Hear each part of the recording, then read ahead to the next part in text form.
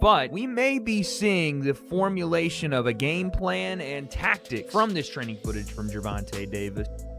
Anybody that gets in the ring with Tank that is not a damn dinosaur is going to feel something from him. And it ain't going to be easy. Gervonta, Tank, Davis has the boxing world buzzing after new training footage showed a frightening transformation ahead of his fight with Jake Paul. The undefeated champion looks stronger and more explosive than ever, displaying a bulked-up physique and devastating power in the gym. Fans believe this is the most dangerous version of Davis yet, and Jake Paul could be walking into the ring against a monster at his absolute peak.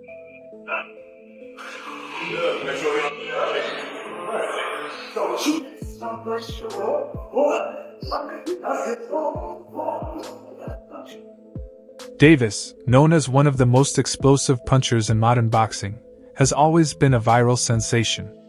From devastating knockouts to his trademark calm before the storm demeanor, he's long stood as one of the sport's most intimidating forces. But this new footage feels different. In previous camps, Davis emphasized speed, precision, and movement, the trademarks of his lightweight reign. This time, though, he looks bigger, meaner, and more deliberate.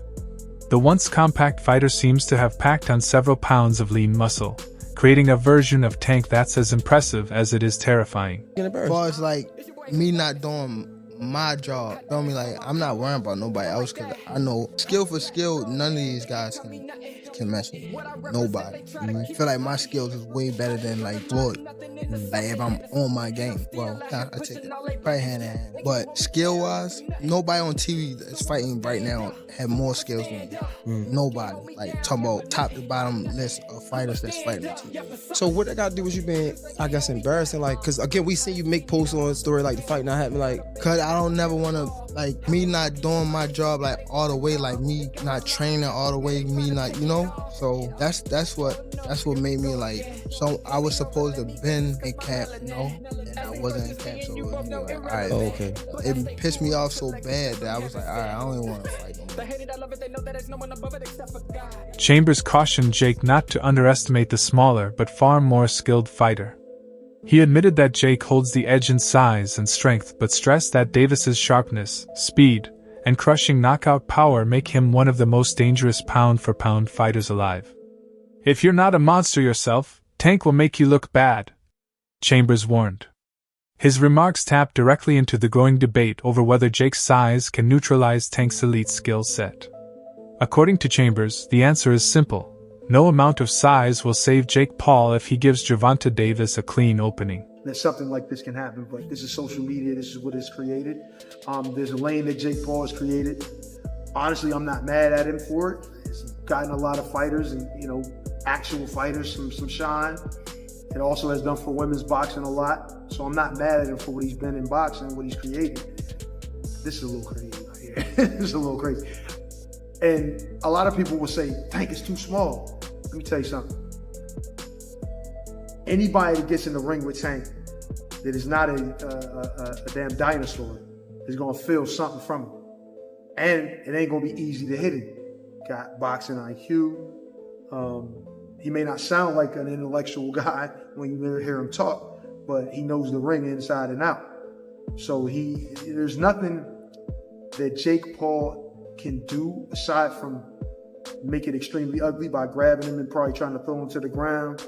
I don't know what else, bite him. I don't know, but I mean, the skill level alone. Now, of course, there is a size difference, a height difference and all that, but he's just going to struggle so much landing a shot. You know, it's just going to look bad. To me, this is the way I see it. It's going to look bad. Tank is going to be too fast.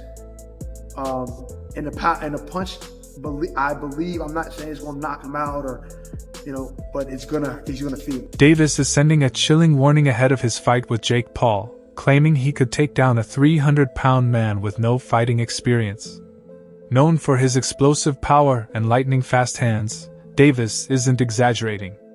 It doesn't matter how big he is, Tank said in an interview. If he doesn't know how to fight, I can handle him. Skill beats size every time. The undefeated lightweight champion emphasized that boxing is about more than strength. It's about timing, technique, and precision. While a 300-pound opponent might have sheer mass, Davis believes his speed, agility, and knockout power would make him nearly untouchable. Weight of someone that could beat you in a fight. Minimum weight? Yeah, Right. someone's like 250. Yeah, probably like 250, 220 or some shit like that. With no experience? Yes, sir. Someone with no experience? Yeah. Yeah. No, hell no. They gotta have experience to beat me. No, but like a 300 guy, no experience. You think you Nah, can beat him? I'm whooping that ass. I'm whooping that ass. Despite Davis's frightening new training footage and bulked-up physique, many fans and analysts still believe he's simply too small to beat Jake Paul. Standing at just 5 feet 5 inches and having spent most of his career at lightweight, Tank would be giving up major advantages in height, reach, and weight to the naturally bigger Paul. Critics argue that no matter how powerful Davis looks, physics still play a role, and Jake's 190-pound frame might be able to withstand more punishment than Davis anticipates. Tank Davis, it's a legit question. And I actually want to really hear your thoughts on who do you think is going to win. Because I know what Vegas is saying, but I want to know what you think. You got Personally, I think Tank too little, bro. Yo, I think Tank's too little. I'm so glad you have a brain on your fucking shoulder. I think Tank's the too way little. I did, I said, bro. I think Tank's too little. That's what I'm saying. That weight class is for a reason. Davis That weight class is for a reason. 5'5", 135 pounds. Jake Paul is 6 feet, 205 That's what I'm pounds. saying. Dog. He's too 6'1", little. 205. Everybody's like, yeah, bro, but Tank it only takes one good punch. Yes, it takes one good punch when you're about the same size. There's a 60, 70 pound difference in weight in these people. I don't think nobody puts the physics in mind. Jake Paul gets punched in the face by dudes 200 pounds with all their might on a weekly basis. 135-pound puncher, bro. If y'all remember the Mayweather versus Conor McGregor fight, Conor walks around like 180 on the regular. He's like 5'9", 180. Mayweather's like 5'7", 145. That 30-pound, 20, 30-pound difference, bro, if you remember that fight, Mayweather was putting mittens on Conor. Guess what happened to Conor? He didn't hit the ground once. No. He lasted all 12 rounds getting hit with flurries. I'm talking about Mayweather was having his time. He's being cocky with it, hitting him with all kind of combos. And we're watching the last 3 rounds of that shit like, yo, knock him out. And you know what? He could not knock him out because Conor gets punched by people that are 170, 180 pounds on a regular. And just that 20, 30-pound difference, it was like impossible for him to do anything. And that's exactly what I feel like is going to happen versus Jake. Many fans are already drawing comparisons between the upcoming Jake Paul versus Davis fight and the infamous Logan Paul versus Floyd Mayweather exhibition, another classic case of size versus skill. Like Mayweather, Davis is the smaller, more technical, and far more experienced fighter, while Jake, much like his brother, depends on size, power, and aggression. In the Logan versus Mayweather bout, the huge size gap kept Logan on his feet, but it was Mayweather's precision and timing that ultimately controlled the fight. Tank Davis fight got moved to Miami. I think Jake wins. Jake's just so big, dude. I think Jake wins. This is different because it's similar. It's similar to Logan versus Mayweather, but Jake Paul now obviously is way more advanced than where Logan was at that moment in time. I mean, Gervonta it's is just fucking sick. I mean, yeah, no, but dude, Did you Jake. ever watch his highlights? Jake can crack, nasty, man. He's so sick. I love that. Boxing analyst Ade Oladipo offered a critical take on the matchup, arguing that it's happening too soon in both fighters' careers. He pointed out that unlike Floyd Mayweather and Logan Paul, who fought in an exhibition after their prime, Davis and Paul are still in their athletic peak. Oladipo believes this fight, driven more by spectacle than legacy, could pull both men away from more meaningful challenges ahead.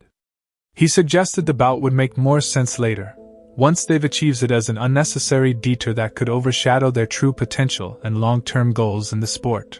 Gervonta is considered the #1 lightweight in the world. And it's a division that includes Shakur Stevenson, a lot of young guns coming up. I'm not any more sure if it's going to include Keyshawn Davis, but it's a hot division. He's considered #1 in that division. Like, that's why I kind of find this a bit, I don't know. Like, there are challenges out there for Gervonta. There are big money fights out there for Gervonta. We want to see Gervonta in those fights. Again, I don't know how many fights people want to see AJ in, just to make the AJ Jake Paul comparison.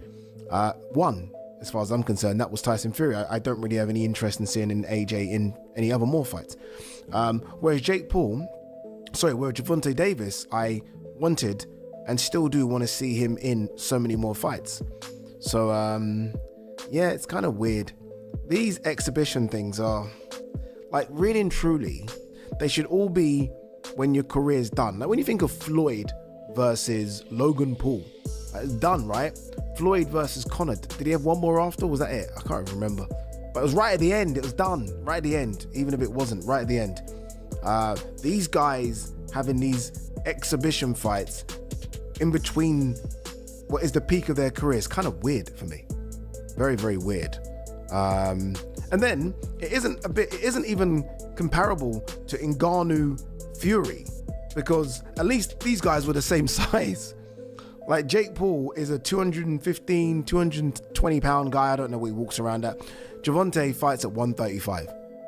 Guessing At the press conference, Jake Paul highlighted his physical advantages over Davis, his height, reach, and overall size. He noted that Tank's aggressive, close-range style leaves openings he plans to exploit with long-range jabs and power shots from the outside. Still, Jake admitted that beating Tank wouldn't automatically make Hyman a chance to prove he can hang with world-class talent rather than instantly claim top-tier status. His remarks struck a balance between confidence and humility, aiming to build credibility through performance, not hype or a single win. A lot of things, but I think first and foremost is going to just be my reach, my size, being able to keep him away. I think there's a lot of holes in his defense that a lot of people haven't exposed before, and he's a great fighter, one of the best. I'm excited. He's elevating me to a new height.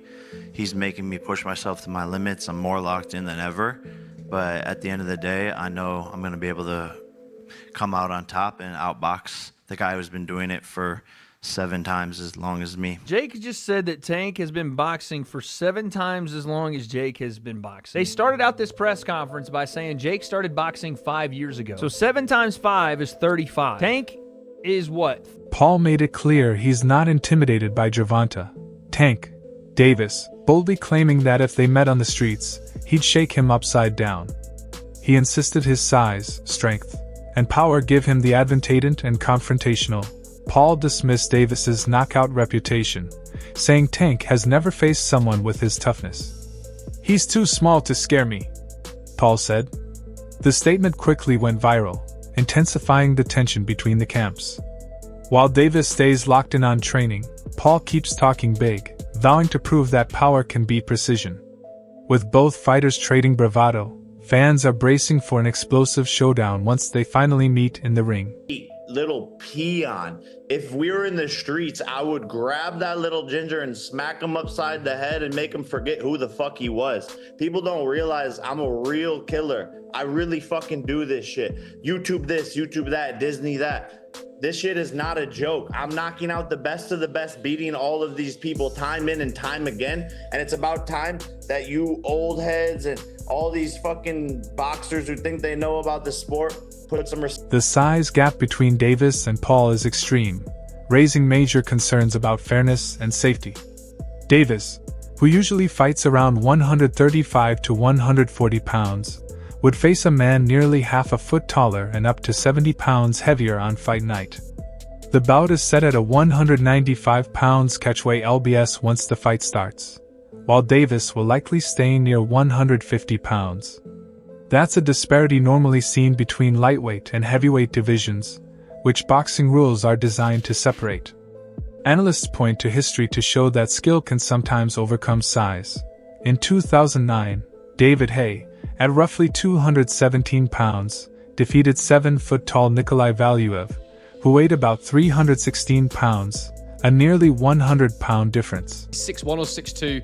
I've heard other people saying they think he's close to 5'11", 6 foot, but the point is he's a much taller man. And in the Mike Tyson fight, he was over 220 pounds. So the size difference is massive. This fight's been made at 195-pound catchweight, but after Jake's rehydrated, assuming there's no rehydration clause, which I don't believe there is, he'll probably weigh around 215 pounds in the ring. That means there's a sort of a 60 to 70-pound difference between the two men in the ring on fight night, which is absolutely enormous. There are weight classes for a reason in boxing, and this is the sort of thing that is typically not allowed or permitted. And like I said in my intro, it goes to the heart of that key question in boxing, which is how big is too big? It's the reason that the pound for pound list exists, where we kind of imagine if everybody was the same size, who's the best, who's number one? And it's a debate that rages on and on and on. And so when I see a fight like this, I think the hardcore boxing fans, generally speaking, have felt frustrated by it. Yes, because we want Gervonta Davis as part of the actual sport, competing for world titles against the other elite guys in his weight class. But also because if he gets knocked out and loses to Jake Paul, it creates this illusion that Jake Paul's much better than he actually is. And so I guess the question for me is, can Gervonta Davis beat Jake Paul, or will Jake Paul simply be too massive? Can Jake Paul use his size, or will Gervonta Davis simply be too skilled? What's the answer here? And in trying to answer this, I looked to history, and there's one fight that immediately popped out of my mind, and I thought, I wonder what the size difference was there. In fact, it may even be more significant, and it was, and the small guy won. Some of you might be thinking about it right now. It's when David Haye took on the monster, the absolutely ginormous human being, Nikolai Valuev. I think it took place around 2009. So at the time, I was literally a teenager. I didn't have a clue what I was looking at, and I'd fully bought into this David versus Goliath story. But I think it's an excellent example here to draw comparisons between the Gervonta Davis-Jake Paul fight to try and understand whether or not this is a good template and blueprint to try and predict and understand. Despite Valuev's massive size and reach advantage, Haye relied on superior speed, timing, and movement to outbox him and secure the win.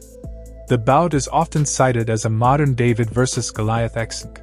Davis, though much smaller than Jake Paul, could still come out on top if his skill level is high enough, showing that elite technique and strategy can sometimes overcome sheer physical size. Which is obviously 40 pounds more, 35 pounds more than the gap between Davis and Paul. And there was a 9-inch gap in their height versus what seems to be a 7-inch height gap between Gervonta Davis and Jake Paul. And if you go back and watch that fight, David Haye wins it fairly comfortably. He uses his speed, his power, he moves around the outside of the ring and comprehensively outboxes Valuev, even hurting him at one point in the fight. I remember getting so excited seeing it and thinking, God, he's actually managed to wobble the giant. This is ridiculous. And so on the surface, that was a bigger gap, a harder fight for David Haye than Gervonta Davis might find Jake Paul as an opponent. The size gap was significantly bigger. And Nikolai Valuev was a guy who won over 50 fights. You know, this was an actual competitive heavyweight boxer who'd beaten some decent names. Streamer Aiden Ross strongly believes Jake Paul will shock the world against Gervonta Davis. He argues that anyone doubting Jake simply doesn't understand boxing, claiming Jake has improved fight after fight and now has the tools to challenge even a champion-level opponent. Ross dismisses critics who label Jake as just a YouTuber turned fighter, noting that he has already PR fight with Tank, agreeing to random testing by the gold standard anti-doping agency. His statement, "No excuses," aims to counter accusations that his rapid physique changes are chemically enhanced, positioning the bout as proof that his power and endurance are entirely legitimate. For all of you Karens who accuse me of being on steroids as the reason for winning all of my fights, we have the strictest drug testing possible for this match. U.S. Anti-Doping Agency. Random drug tests at any moment. Oh, look. They're here now. Hey, USADA. Me in the car. Looking good. See if you're on steroids. Clean as a whistle. Contrary to what they say. Overall, analysts agree that Jake Paul versus Gervonta Davis is more than just a boxing match. It's a global spectacle. With Jake's crossover fame and Tank's elite skill, the fight goes beyond traditional matchups like Canelo versus Crawford, showing that entertainment and mainstream appeal can now shape the modern boxing landscape. I mean, especially Tank been talking about retiring, so why not get the bag and then go about your business if that's your plan? I mean, if that's your plan to retire, then go get the bag and go about your business. You ain't doing nothing wrong. I'm not against it. You got some people that are very critical, Tank. Does it make sense depending on what you're in boxing for? Because you got some people that want to fight the best. You got some people that want the accolades, the belts, the undisputed. And you got some people that just came in this game like, look, I'm trying to get my family out of poverty and give us generational wealth. Does it all depend on what you decided to box for? Well, Tank accomplished a lot. Do Tank's skill and power outweigh Jake Paul's size and confidence? Or will Jake shock the world again? Share your thoughts in the comments below.